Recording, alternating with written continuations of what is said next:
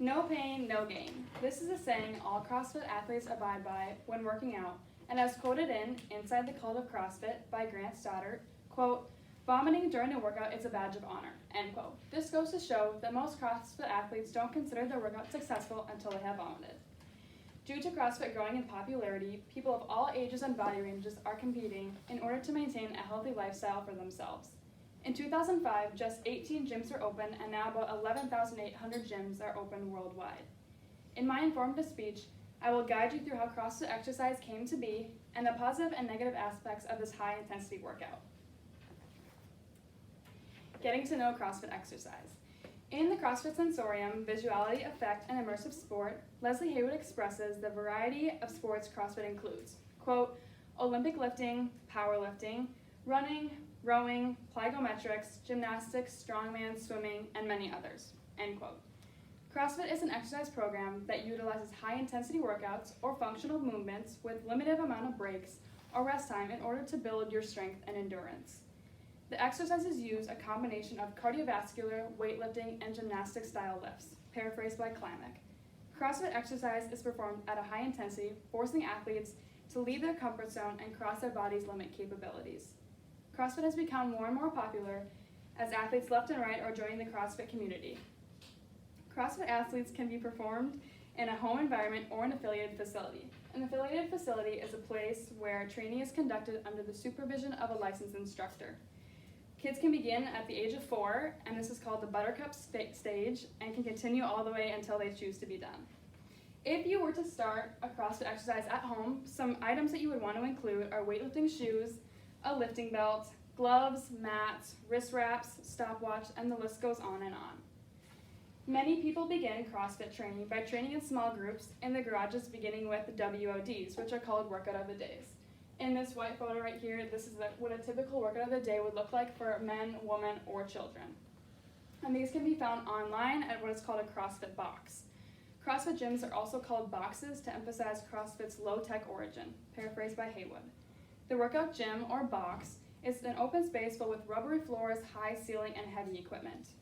Haywood expresses when talking about the type of people who perform these high-intensity workouts as, quote, they are both ordinary and extraordinary. Ordinary people cleaning their kitchen, hugging their children, performing extraordinary feats of athleticism, end quote.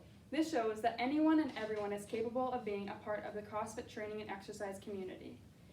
Just like in real life, sometimes one person is better at a sport than another, but CrossFit includes all sporting activities, so no single athlete ever stands out and is out as best in all exercises.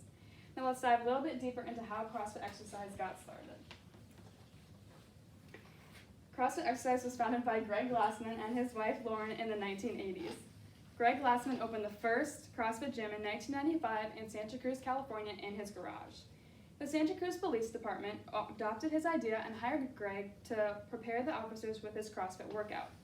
Within the year, firefighters, SWAT teams, and special ops personnel took his idea and began training each individual in this high-intensity workout, paraphrased by Stoddard. In the article, CrossFit Definition, Purpose, History, and Description, it quotes, the sport was originally designed to train police officers, special military force, martial artists, and specialty athletes, but it has since been expanded to include men, women, and children of all ages and skill backgrounds, end quote.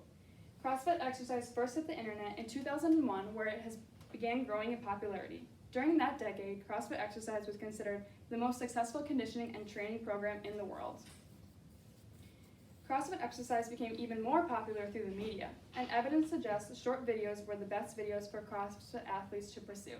These short videos would last 5 minutes to 15 minutes, and this helped the targeted audience simply watch and retain information through the memory and understanding of the moves and feelings perceived through the film to match it when it was their turn. CrossFit really went public when they paired with Reebok in 2011, paraphrased by Haywood. A typical CrossFit training program has a duration of 4 weeks to 6 months. There are many benefits to CrossFit training. The CrossFit programs have shown an increase in improving lean body mass and decreasing body fat. In the article, CrossFit Training Strategies from the Perspective of Concurrent Training, a Systematic Review, Peter Schlegel quotes, CrossFit training can influence the function of the endocrine, immune, central nervous system, and also has the potential in the development of strength and endurance parameters, end quote.